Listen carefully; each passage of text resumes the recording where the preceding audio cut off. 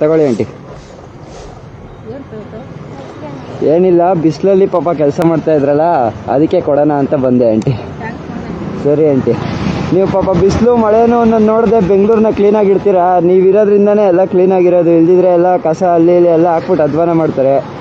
ನೀವಿರೋದಕ್ಕೇ ಎಲ್ಲ ಕ್ಲೀನಾಗ. ಸೊ ಅದಕ್ಕೆ ನಾವು ಬೆಲೆ ಕೊಟ್ಟು ನಿಮ್ಗೆ ಹೆಲ್ಪ್ ಮಾಡಬೇಕು.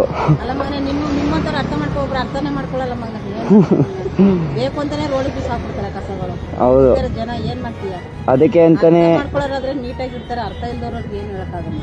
ಸರಿ ಅಕ್ಕ, ಆಯ್ತು, ಬರ್ತೀನಿ.